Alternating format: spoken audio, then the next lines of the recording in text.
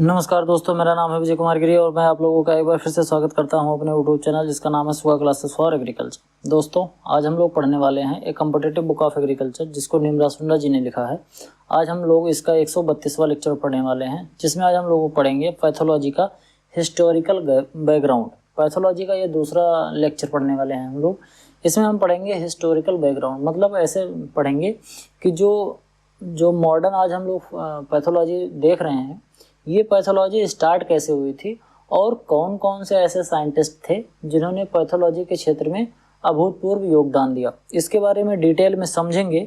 उससे पहले मैं आप लोगों को बता दूं कि अगर आप लोग बीएससी एग्रीकल्चर कर रहे हैं और आप लोग इस समय फर्स्ट सेमेस्टर में हैं, तो आप लोग ये 8 सब्जेक्ट पढ़ रहे होंगे। अगर आप चाहते हैं कि ये जो 8 सब्जेक्ट हैं जिससे आपको फंडामेंटल बहुत अच्छे से क्लियर हो जाएगा, ये जो पढ़ाऊँगा मैं बहुत डिटेल में पढ़ाऊँगा। 8 सब्जेक्ट को फुल्ली डिटेल में पढ़ाया जाएगा, जिससे आपका जो बीएससी कर रहे हैं उसमें जो आपका मदद तो मिलेगा ही मिलेगा। इसके साथ साथ जब आगे आने वाले फ्यूचर में आप जब कंपटीशन के लिए तैयारी कर रहे होंगे, तो वहाँ भी आपको ये बहुत अच्छा मदद करने वाला है। इसमें आपको बिल्कुल डिस्क्रिप्टिव वे में पढ़ाया जाएगा, फुल्ली डिटेल में पढ़ाया जाएगा। आपके एक एक कॉन्सेप्ट अच्छे से तैयार करा दिए जाएंगे मात्र 500 रुपये में। आपको क्या करना है कि इस QR कोड को स्कैन करिए और 500 रुपये पे करिए। 500 रुपये पे करने के बाद उसका स्क्रीनशॉट हम तक भेजना है। हम तक भेजना कैसे है स्क्रीनशॉट? आप हमारे जब यूट्यूब चैनल के होम पेज पर जाएंगे तो आपको यहाँ पर एक सब्सक्राइब बटन दिख रहा होगा। तो सबसे पहले आपने सब्सक्राइब नहीं किया होगा तो सबसे पहले तो सब्सक्राइब कर लीजिएगा। सब्सक्राइब करने के बाद आपको एक ऊपर एक लाइन दिखी होगी, उस लाइन पर जब आप क्लिक करेंगे, यहाँ पर एक लाइन दिख रही है, इस लाइन पर जब आप क्लिक करेंगे तो आपको ये 3 लिंक दिखेगी। इसमें 3 लिंक में जो सबसे नीचे वाली लिंक है जिसमें लिखा है सेंड योर पेमेंट स्क्रीनशॉट, जब आप इस पर क्लिक करेंगे तो ये आपको रिडायरेक्ट कर देगा टेलीग्राम पे। अगर आप लोगों ने टेलीग्राम नहीं डाउनलोड कर रखा है तो सबसे पहले टेलीग्राम डाउनलोड कर लीजिए, उस पर अकाउंट बना लीजिए। इसके बाद तब इस लिंक पर क्लिक करिए। इस लिंक पर जब आप क्लिक करेंगे तो आपको फिर वो रिडायरेक्ट कर देगा और आपको फिर क्या करना है कि आपको उस जो आपने पेमेंट किया है उसका स्क्रीनशॉट आपको हम तक भेज देना है टेलीग्राम के माध्यम से। और स्क्रीनशॉट के नीचे आपको लिख देना है अपना मोबाइल नंबर, जिस मोबाइल नंबर से आप टेलीग्राम चलाते हैं। उसके बाद आपको कोर्स अच्छे तरीके से मिल जाएगा, जिसमें ये 8 सब्जेक्ट बिल्कुल डिटेल में पढ़ाए जाएंगे और आपको कोई भी दिक्कत नहीं होगी। चलिए टॉपिक पर आते हैं। अगर आपको परचेज करना हो तो आप मात्र 500 रुपये में परचेज कर सकते हैं।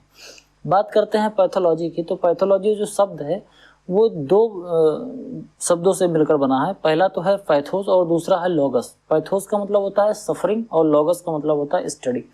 पैथोलॉजी जो है ये एक ग्रीक भाषा का शब्द है, ग्रीक वर्ड से मिलकर बना है पैथोस और लॉगस, जिसका मतलब होता है सफरिंग एंड स्टडी, यानी कि सफरिंग की स्टडी करना।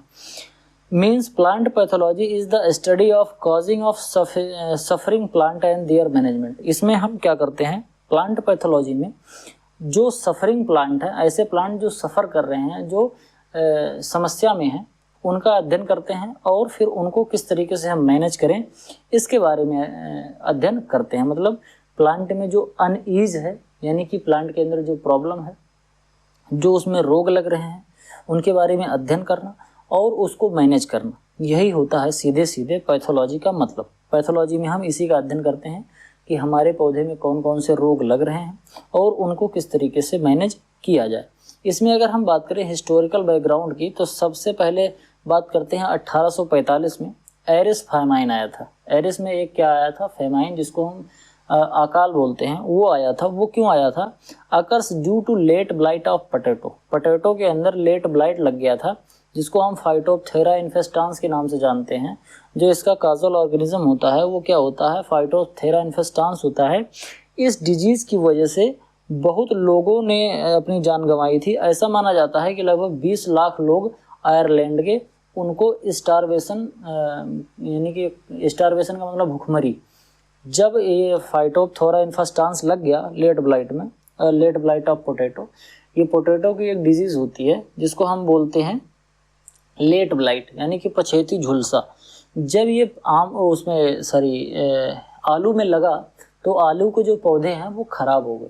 अब क्योंकि आयरलैंड में आलू जो था वो एक स्टेपल फूड था, वहाँ के लोग अपनी जो एनर्जी रिक्वायरमेंट है उसको पूरा करने के लिए आलू पे बहुत ज़्यादा रिलाई करते थे। तो आलू, क्योंकि रोग लग जाने की वजह से आलू का उत्पादन में बहुत ज़्यादा गिरावट आ गई 1845 में। इसकी वजह से वहाँ पर जो 20 लाख लोग थे, उनको स्टारवेशन बोले तो भूखमरी का शिकार हो गए। इतने लोगों को भूखमरी का शिकार होना पड़ा। कब? 20 लाख लोगों का 1845 में। किस देश में? आयरलैंड में। किसकी वजह से? Late blight of potato. इसका कॉजल ऑर्गेनिज्म क्या है? फाइटोप्थोरा इन्फेस्टांस है। इसको क्या कहते हैं? पछेती झुलसा कहते हैं। इसके बाद कॉफी रस्ट 1867 में आया था। ये श्रीलंका में हुआ था। हिमेलिया वेस्टेट्रिकोला। क्या होता है? हिमेलिया वेस्टेट्रिकोला। ये एक तरीके का कॉजल ऑर्गेनिज्म होता है। ये इस तरीके का दिखता है, कॉफी रस्ट। इसमें एक ब्राउन ब्राउन कलर का रस्टी अपीयरेंस पत्तियों में देखने को मिलता है। पत्तियों का जो निचला वाला पोर्शन होता है वहाँ पर इस तरीके का आपको रस्ट देखने को मिलता है। ये 1857 में सबसे पहले श्रीलंका में रिपोर्ट किया गया था। बात करते हैं डाउनी मिल्ड्यू ऑफ ग्रेप की। ग्रेप में जो डाउनी मिल्ड्यू लगता है, इस तरीके का सिम्टम हो जाता है। ग्रेप जो होता है उसकी ग्रोथ रुक जाती है और स्टार्टिंग में जो ग्रेप होता है वो बिल्कुल छोटा ही रह जाता है और उसमें मिल्ड्यू लग जाता है। तो ये जो डाउनी मिल्ड्यू लगता है ग्रेप में, ये कहाँ लगा था? ये फ्रांस में सबसे पहले बार रिपोर्ट करा गया था। और ये लगा किसकी वजह से था? ये लगा था एक फंगस, जिस फंगस का नाम है प्लाज्मोपोरा विटिकोला। एक चीज़ आपको ध्यान से समझ लेना है, यहाँ पर मैं जितने साइंटिफिक नेम आपको बता रहा हूँ, साइंटिफिक नेम, वो आपको ज़रूर याद कर लेना है क्योंकि ये बहुत ज़्यादा इंपॉर्टेंट है और कई बार कॉम्पिटिटिव एग्जाम में ये पूछे जा चुके हैं। जैसे फाइटोप्थोरा विटिकोला जो है, ये क्या है? ये डाउनी मिल्ड्यू ऑफ ग्रेप का कॉजल ऑर्गेनिज्म का साइंटिफिक नेम है। इसके बाद बात करते हैं, मिलर्ड ने, एक साइंटिस्ट थे, उन्होंने डिस्कवर किया था बोर्डाक मिक्सचर। उन्होंने 1885 में एक मिक्सचर बनाया था जिसका उन्होंने यूज किया था मिल्ड्यू, ग्रेप में जो मिल्ड्यू लग रहा था, डाउनी मिल्ड्यू, इसी को कंट्रोल करने के लिए उन्होंने बोर्डाक्स मिक्सचर बनाया था। बोर्डाक्स मिक्सचर क्या होता है? अगर हम इसकी बात करें तो बोर्डाक्स मिक्सचर में कॉपर सल्फेट 5 पाउंड और लाइम 5 पाउंड, यानी कि दोनों बराबर बराबर रेशियो में, कॉपर सल्फेट और लाइम, चूना और कॉपर सल्फेट दोनों को मिला दो। किसमें? उसके 10 गुना ज़्यादा पानी में, यानी कि 50 गैलन पानी में, 50 गैलन पानी में 5 पाउंड क्या मिला दो? कॉपर सल्फेट, और 5 पाउंड लाइम मिला दो। तो इस तरीके का सॉल्यूशन बन जाता है। फिर इसको छिड़क दो तो क्या होता है कि जो पाउडरी मिल्ड्यू था, जो डाउनी मिल्ड्यू था ग्रेप में, उसका रिक्लेमेशन हो गया था। यानी कि कहने का मतलब कि ये बीमारी जब लगती है तो इस बीमारी को रोकने के लिए 1885 में बोर्डाक्स मिक्सचर का यूज किया जाता था। आज के समय पे ये बोर्डाक्स मिक्सचर का यूज नहीं किया जाता, लेकिन 1885 में जब ये शुरू हुआ था तो ये एक तरीके का फंजीसाइड का काम करता था और ये जो रोग था इसको कहा जाता था डाउनी मिल्ड्यू, जो कि फ्रांस में पहली बार देखा गया था।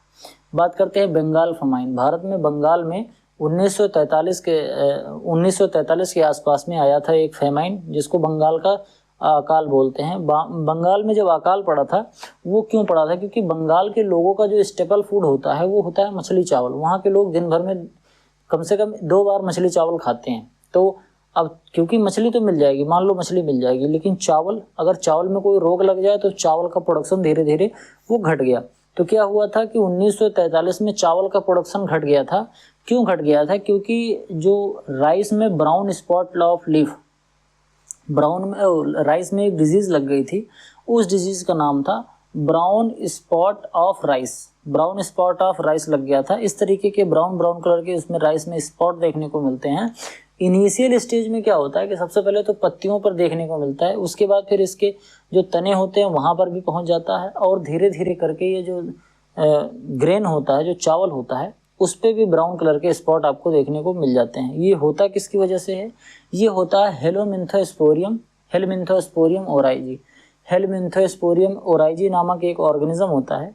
इसी की वजह से ये जो बीमारी होती है वो धान में देखने को मिलता है। इसी बीमारी की वजह से जो धान का प्रोडक्शन था वो बहुत ज़्यादा कम हो गया था, और बहुत ज़्यादा कम हो जाने की वजह से बंगाल में अकाल पड़ गया था। बात करते हैं थियोफ्रेस्टस की। ये एक साइंटिस्ट थे जो कि 180 से लेके 287 बिफोर क्राइस्ट के आसपास ये रहा करते थे। इन्होंने क्या किया था? इन्होंने अपनी एक बुक लिखी थी जिसका नाम था द नेचर ऑफ प्लांट, और एक और दूसरी बुक लिखी थी, उस बुक का नाम था रीजन्स फॉर वेजिटेबल ग्रोथ, और दूसरा लिखा था द नेचर ऑफ प्लांट्स। ये 2 बुक लिखी थी किसने? थियोफ्रेस्टस ने। थियोफ्रेस्टस को क्या कहा जाता है? फादर ऑफ बॉटनी बोला जाता है थियोफ्रेस्टस को। फिर अगले जो साइंटिस्ट आए वो आए एंटोनी वैन ल्यूवेनहॉक। 1975 में इन्होंने क्या किया था, पहली बार एक माइक्रोस्कोप जिसको हम सूक्ष्मदर्शी कहते हैं, इस तरीके का सूक्ष्मदर्शी हुआ करता है। मॉडर्न ज़माने में तो इस तरीके का होता है, अब तो डिफरेंट टाइप के सूक्ष्मदर्शी आने लगे हैं, जैसे इलेक्ट्रॉन माइक्रोस्कोप करके आने लगा है, जिससे हम इलेक्ट्रॉन को भी देख सकते हैं, या इलेक्ट्रॉन से जो छोटे भी चीज़ होते हैं उनको भी हम देख सकते हैं। लेकिन सबसे पहले एंटोनी वैन ल्यूवेनहॉक ने एक सूक्ष्मदर्शी बनाया था, एक माइक्रोस्कोप बनाया था, जिसके बाद फिर ये दुनिया माइक्रो जो ऑर्गेनिज्म है उनके लिए खुल गई, क्योंकि इससे पहले हम सूक्ष्म जीवों को देख नहीं पाते थे, तो हम उनको देख नहीं पाते थे, तो उनके बारे में हम अध्ययन नहीं कर पाते थे। हम ऐसे मानते थे कि जो चीज़ें हमारी आंखों से नहीं दिखाई देती उस तरीके के ऑर्गेनिज्म नहीं होते हैं, ऐसी एक हाइपोथेसिस हुआ करते थे। लेकिन जब 1675 में एंटोनी वैन ल्यूवेनहॉक ने माइक्रोस्कोप खोजा, उसके बाद फिर धीरे धीरे जो सूक्ष्म जीव हैं इनका एक पूरा माइक्रोबायोलॉजी ये अस्तित्व में फिर आया। बात करते हैं पीए मिचेल। ये एक साइंटिस्ट थे जो कि 1729 में इन्होंने क्या किया था, he first time studies fungi and saw fungal spore on watermelon. इन्होंने वाटरमेलन यानी कि तरबूज में सबसे पहले फंगस को स्टडी किया था, और फंगल के जो स्पोर हैं, फंगस के स्पोर, वो वाटरमेलन पे इन्होंने देखे थे 1729 के दशक में। इसी वजह से इनको क्या कहा जाता है, फादर ऑफ माइकोलॉजी, क्योंकि फंगस का जो अध्ययन किया जाता है वो किस में किया जाता है, माइकोलॉजी में। Study of fungus is known as mycology. तो क्योंकि सबसे पहले इन्होंने फंगस का अध्ययन किया था और वो भी वाटरमेलन पे किया था, और वहाँ पर इन्होंने फंगस के स्पोर को देखा था, इस वजह से इनको कहा जाता है फादर ऑफ माइकोलॉजी। इन्होंने एक बुक भी लिखी थी और उस बुक का नाम था नोवा प्लांटेरम जेनेरा। ये कई बार एग्जाम में पूछा गया है कि who is the father of mycology, तो क्या है, पीए मिचेल। और दूसरा है who is the writer of Nova Plantarum Genera, तो वो क्या है, पीए मिचेल। कई बार ऐसा भी क्वेश्चन पूछा जाता है कि पीए मिचेल ने कौन सी बुक लिखी थी, तो वो है नोवा प्लांटेरम जेनेरा। बात करते हैं कैरोलस लिनियस की। जितने भी हम बाइनोमिनल सिस्टम ऑफ नॉमेनक्लेचर देखते हैं, यानी कि जितने भी हम साइंटिफिक नेम या बोटेनिकल नेम जो हम देखते हैं, ये इन्हीं महाशय की देन है। कैरोलस लिनियस ने सबसे पहली बार बाइनोमियल सिस्टम ऑफ नॉमेनक्लेचर दिया था, यानी कि नामकरण का दो नाम का एक सिद्धांत दिया था। इन्होंने एक सिस्टम प्रोड्यूस किया था, जिसमें पहला जो शब्द होगा वो होता है जीनस और दूसरा होता है स्पीसीज, जैसे ओराइजा सेटाइवा, ट्रिटिगम एस्टिबम, एलियंथस एनुअस। ठीक इसी तरीके से फाइटोप्थोरा इन्फेस्टांस, तो एक शब्द आगे जीनस होता है और पीछे स्पीसीज होता है। तो ये बाइनोमियल सिस्टम इन्होंने दिया था। किसमें दिया था, इन्होंने अपनी एक बुक लिखी थी सिस्टेमा नेचुरी। तो सिस्टेमा नेचुरी का जब ये 10वां एडिशन बना रहे थे, जो कि 1958 में पब्लिश हुई थी, तब उनमें बाइनोमियल सिस्टम ऑफ नॉमेनक्लेचर दिया गया था। बोले तो साइंटिफिक नेम वाला जो सिस्टम है ये इसी में दिया गया था। इन्होंने एक बुक और लिखी थी जिसको हम बोलते हैं स्पाइसिस प्लांटेरम, इसलिए इनको क्या कहा जाता है, फादर ऑफ जूलॉजिकल क्लासिफिकेशन। इन्होंने जूलॉजी का जो है वो क्लासिफिकेशन बड़े अच्छे तरीके से किया था। जीनस, स्पीसीज, फाइलम, ये सब सिस्टम उन्होंने बहुत अच्छे तरीके से डेवलप किया था। इस वजह से इनको क्या कहा जाता है, फादर ऑफ जूलॉजिकल क्लासिफिकेशन। क्या नाम था इनका, कैरोलस लिनियस। इन्होंने क्या दिया था, बाइनोमियल सिस्टम ऑफ नॉमेनक्लेचर दिया था। ठीक, और इसके साथ साथ इन्होंने एक बुक लिखी थी सिस्टेमा नेचुरी, जो कि 1958 में पब्लिश हुई थी, 10वां एडिशन। ये काफ़ी ज़्यादा इंपॉर्टेंट चीज़ें हैं। बात करते हैं टिलेट ने। इन्होंने पब्लिश किया था ए पेपर ऑन बंट और sticking smut of wheat. Sticking smut या फिर बंट जिसको हम बोलते हैं, ये बंट बीमारी होती है जो कि गेहूं में देखने को मिलती है। तो गेहूं पे जो ये बीमारी लगती है, इसका उन्होंने एक रिसर्च पेपर पब्लिश किया था। नाम था उनका टिलेट, और उन्होंने 1755 ईस्वी में क्या किया था, इस पर एक रिसर्च पेपर एस्टेब्लिश किया था। एक रिसर्च पेपर इन्होंने पब्लिश किया था, लिखा था। क्या था वो बीमारी, बंट या फिर स्टिकिंग स्मट। जो बंट से अफेक्टेड जो गेहूं होता है वो इस तरीके से दिखता है। अगर हम गेहूं की बाली की बात करें तो गेहूं की बालियां इस तरीके से ब्लैक कलर की हो जाती हैं जब इसमें स्टिकिंग स्मट या फिर बंट लगता है। बात करते हैं प्रिवेस्ट की। प्रिवेस्ट एक ऐसे साइंटिस्ट थे, या ऐसे बोल सकते हैं कि ऐसे व्यक्ति थे जिन्होंने प्रूव किया था कि बंट जो वीट में लगता है वो किसकी वजह से लगता है, वो फंगस की वजह से लगता है। जैसे जब इन्होंने टिलेट ने स्मट के बारे में बात करी थी तो इन्होंने केवल ये बताया था कि ये कैसे कैसे लगता है और किस तरीके से अफेक्ट डालता है। जबकि प्रोवोस्ट ने जब बताया तो इन्होंने ये प्रूव किया कि जो ये बंट डिजीज़ लग रही है गेहूं में, ये एक फंगस की वजह से लग रही है। और इसी की वजह से इन्होंने इस फंगस को कंट्रोल करने के लिए कॉपर सल्फेट का यूज़ किया था। वही कॉपर सल्फेट जिसमें कॉपर सल्फेट और लाइम और पानी तीनों का घोल मिला दो तो बोर्डॉक्स मिक्सचर बन जाता है, वही वाला केवल कॉपर सल्फेट इन्होंने यूज़ किया था।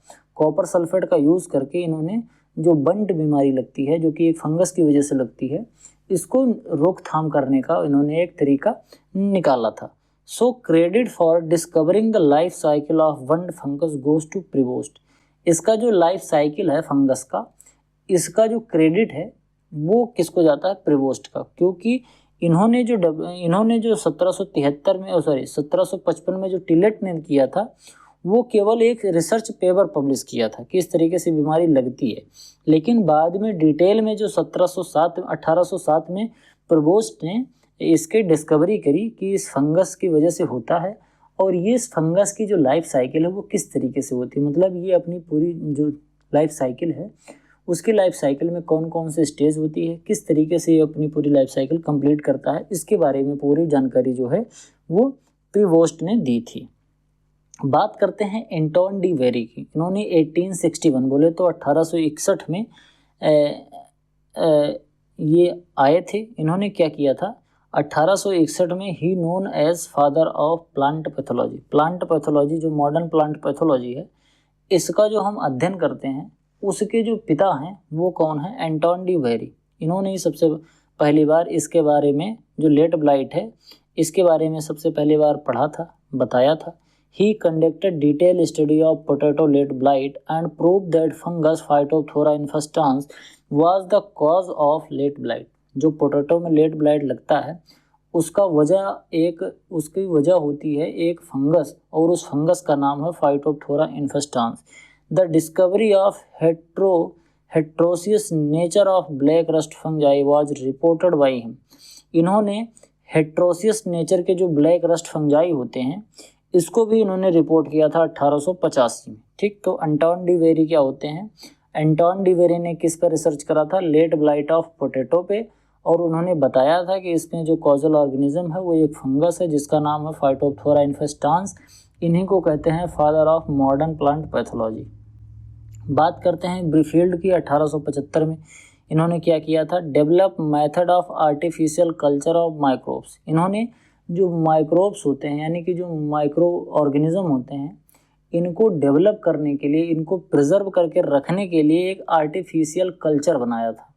जैसे जो माइक्रो ऑर्गेनिज्म होते हैं वो तो नेचर में ऐसे ही पड़े रहते हैं कहीं कहीं, लेकिन अगर उस पर हमको स्टडी करनी है, कोई चीज़ उस पर डेवलप करना है, उनके बारे में डिटेल में स्टडी करनी है, तो उनको अपने पास हमें रखना पड़ेगा। अगर हम उनको रखेंगे और उनको एक प्रॉपर एनवायरनमेंट नहीं मिलेगा तो वो मर जाएंगे। तो हमको उनको एक प्रॉपर एनवायरनमेंट देना पड़ेगा। जैसे मान लो अगर हमें चूहे पे अध्ययन करना है तो हमको चूहे के रहने की एक प्रॉपर व्यवस्था बनानी पड़ेगी, उसके खाने पीने की सब चीज़ की व्यवस्था करनी पड़ेगी, तभी चूहा रह पाएगा और तभी हम उस पर अध्ययन कर पाएंगे। इसी तरीके से अगर माइक्रो ऑर्गेनिज्म पे हमको अध्ययन करना है तो उसके लिए हमको एक आर्टिफिशियल कल्चर बनाना पड़ेगा। उसी कल्चर में जब हम रख देंगे माइक्रो ऑर्गेनिज्म को तो वो उसी में जीवित रहेगा, वो मरेगा नहीं। तो उससे हम उसकी डिटेल स्टडी कर पाएंगे एक लंबे समय तक। तो उन्होंने एक आर्टिफिशियल कल्चर बनाने का तरीका ईजाद किया था। किन्होंने, ब्रीफील्ड ने 1875 में किया था। इनको हम कहते हैं father of pure culture technique. जो प्योर कल्चर टेक्निक होती है इसी का फादर इनको कहा जाता है। इसमें क्या होता है कि एक ऐसा सॉल्यूशन बनाया जाता है और उसी सॉल्यूशन में माइक्रो ऑर्गेनिज्म के रख दिया जाता है। तो वो माइक्रो ऑर्गेनिज्म मरता नहीं है, अपनी जनसंख्या उसी में बढ़ाता रहता है, जिससे कि उस माइक्रो ऑर्गेनिज्म को हमको स्टडी करने के लिए प्रॉपर टाइम मिल जाता है। उसकी हम पूरी लाइफ साइकिल वो अच्छे से पढ़ पाते हैं, समझ पाते हैं, उस पर रिसर्च कर पाते हैं। बात करते हैं रॉबर्ट कोच की। रॉबर्ट कोच एक तरीके के ये भी साइंटिस्ट थे जिनको कहा जाता है father of microbial technique of bacteriology. Robert Koch ने बैक्टीरियोलॉजी पर काफ़ी ज़्यादा अध्ययन किया था। इसी वजह से इनको father of microbial technique of bacteriology कहा जाता है। इन्होंने डिस्कवर किया था bacterial aetiology and of anthracnose disease. जो एंथ्रेक्नोज डिजीज होती है उसकी इटियोलॉजी के बारे में इन्होंने अध्ययन किया था। अब देखो, जब हम पैथोलॉजी पढ़ते हैं तो उसमें दो शब्द आते हैं, एक तो आता है एपिडेमोलॉजी और दूसरा आता है इटियोलॉजी। तो ये दोनों शब्द का वास्तविक अर्थ क्या होता है ये डिटेल में समझाएंगे, क्योंकि ये दोनों बहुत इंपॉर्टेंट कॉन्सेप्ट हैं। इनको आगे हम पढ़ाएंगे, समझाएंगे कि इटियोलॉजी क्या होता है और एपिडेमोलॉजी क्या होता है। फिलहाल आप ऐसे समझो कि एंथ्रेक्नोज डिजीज़ का जो इटियोलॉजी था, बैक्टीरियल इटियोलॉजी, इसको इन्होंने डिस्कवर किया था। किन्होंने? रॉबर्ट कोच ने। He gave the Koch postulates theory for proving that a particular organism caused a particular disease। इन्होंने एक थ्योरी दी थी कि कोई एक पर्टिकुलर जो डिजीज़ है वो किसी एक पर्टिकुलर ऑर्गेनिज्म के द्वारा होता है। मतलब एक डिजीज़ अगर हो रही है, जैसे फाइटोप्थोरा इन्फेस्टांस हो रहा है, तो वो किसी एक डिजीज़ की वजह से, जैसे मान लो कि फायर ब्लाइट जो लग रहा है, सॉरी इसमें जो लेट ब्लाइट लग रहा है पोटैटो में, वो फाइटोप्थोरा इन्फेस्टांस की वजह से लग रहा है। एक स्पेसिफिक डिजीज़ है जिसको हम लेट ब्लाइट बोलते हैं, वो स्पेसिफिक ऑर्गेनिज्म जिसको फाइटोप्थोरा इन्फेस्टांस बोलते हैं उसकी वजह से लग रहा है। तो ये इसका कॉन्सेप्ट किन्होंने दिया था? रॉबर्ट कोच ने दिया था। कोच ने पोस्टुलेट्स 4 स्टेप और गिवन बाय स्मिथ। फिर आगे हम बात करते हैं टीजे बुरेल। टीजे बुरेल जो थे उन्होंने 1882 में यूएसए के रहने वाले थे। फर्स्ट टाइम इन्होंने रिपोर्ट किया था प्लांट बैक्टीरियल डिजीज, जिसको हम बोलते हैं fire blight of pear. Fire blight of जो पियर होता है, इस तरीके का पियर में फायर ब्लाइट लगता है, इसको जो काज होता है वो होता है अर्वीनिया अमाइलोबोरा। तो इसको सबसे पहले रिपोर्ट किया था टीजे बरेल ने 1882 में। क्या किया था?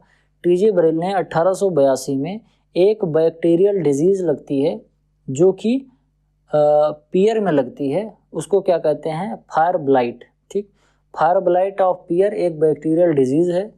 ये इसकी खोज किसने करी थी? टीजे बरेल ने करी थी। ये किसकी वजह से लगता है? एक बैक्टीरिया की वजह से लगता है। उस बैक्टीरिया का क्या नाम है? अर्वीनिया एमाइलोबोरा। ठीक, अर्वीनिया एमाइलोबोरा क्या है?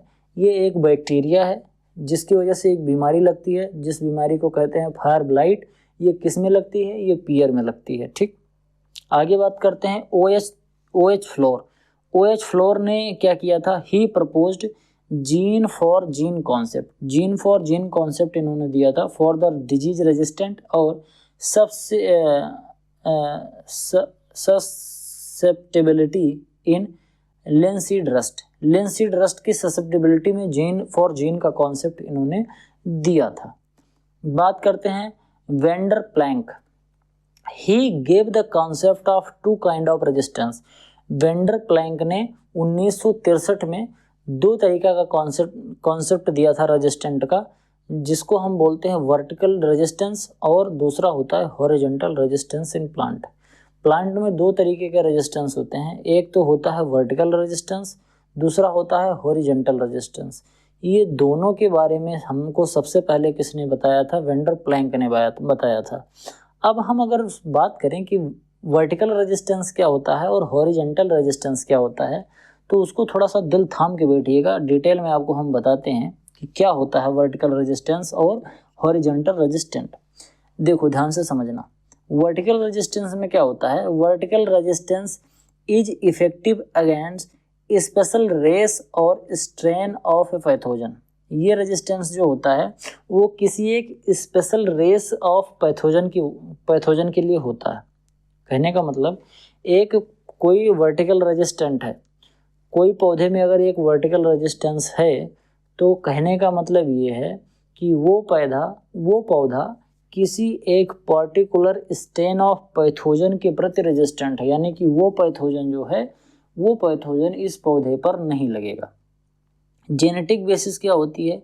इसको कंट्रोल करने के लिए वन या फिर कुछ जीन की मेकिंग और it simpler but often less durable. कहने का मतलब ये है कि क्योंकि किसी एक लिमिटेड पैथोजन, कोई एक पैथोजन को रेजिस्टेंट कर रहा है वर्टिकल रेजिस्टेंस में, इस वजह से इस तरीके का रेजिस्टेंस डेवलप करने के लिए पौधों में एक या कुछ जीनों की ज़रूरत पड़ती है, और इसकी एक ड्रॉबैक होता है कि ये ड्यूरेबल नहीं होता है। कहने का मतलब कि पौधे में हमने कुछ जीन का इंजीनियरिंग कर दी, कुछ जीन में उलटफेर करी, जिससे पौधा क्या हो गया, एक वर्टिकल रेजिस्टेंट बन गया।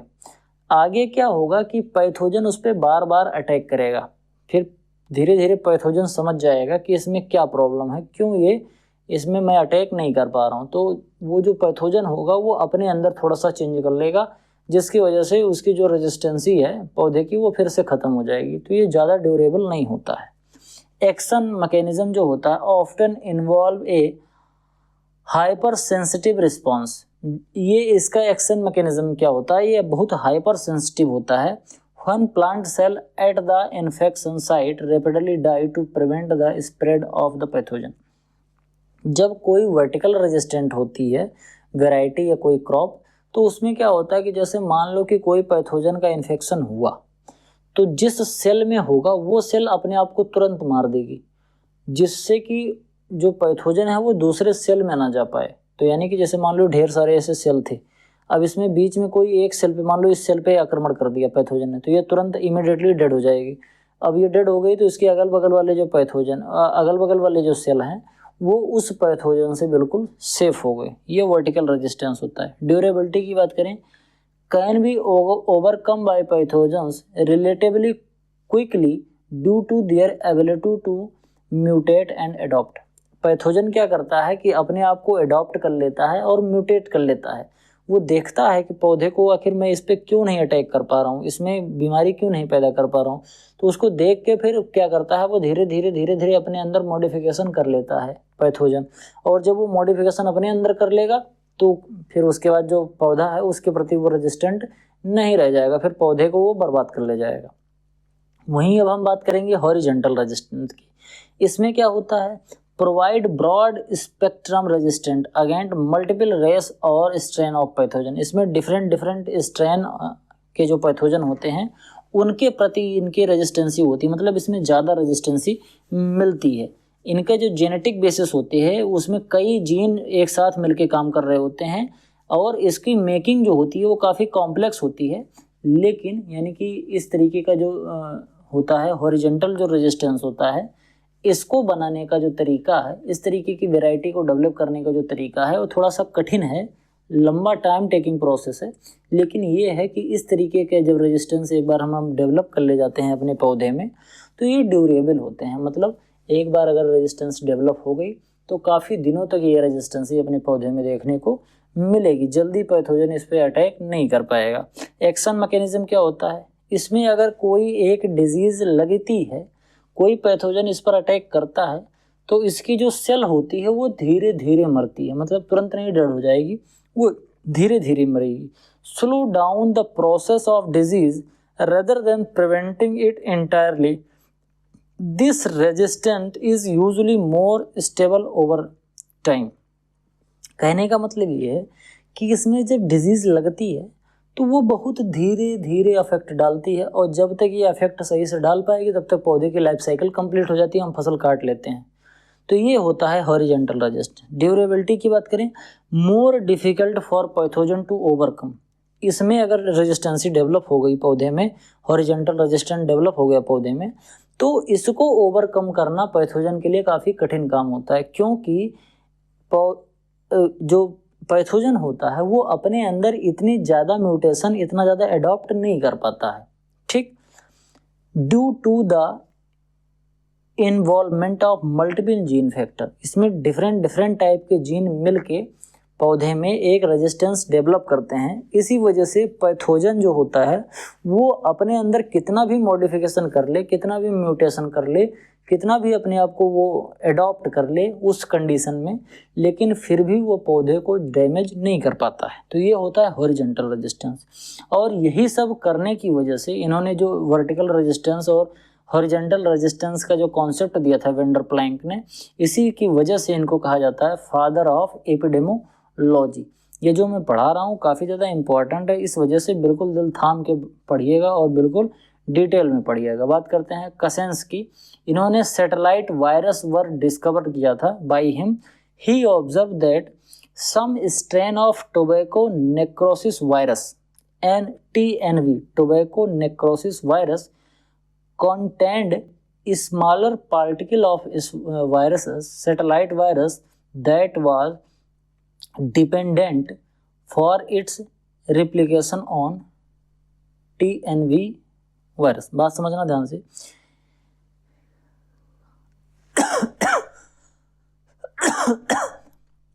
कसानिस ने एक सैटेलाइट वायरस का कॉन्सेप्ट दिया था।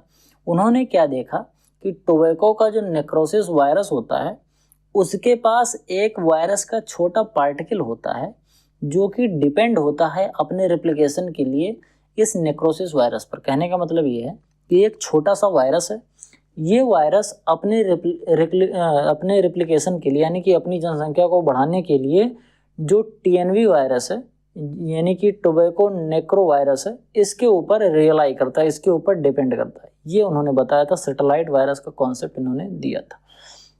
बात करते हैं स्प्रेड एट अल ने। इन्होंने डबल स्टैंडर्ड DNA की खोज करी थी पहली बार। First reported double standard DNA in cauliflower mosaic virus. Cauliflower में जो double helix model of DNA की बात नहीं कर रहा हूँ, वो तो मैं आगे पढ़ाऊँगा जब सेल पढ़ाऊँगा, वो नहीं बात कर रहा हूँ। मैं बात कर रहा हूँ यहाँ पर कि double standard DNA in cauliflower mosaic virus. Cauliflower के अंदर जो मोज़ेक वायरस लगता है वो डबल स्टैंडर्ड DNA का होता है वायरस। इसको पहली बार बताया था स्टेपर्ड एट अल ने 1968 में बताया था। ठीक, इसके बाद फिर क्या किया था, by the discovery of single standard DNA Gemini. पहले जेमिनी ने सिंगल स्टैंडर्ड DNA की खोज करी थी,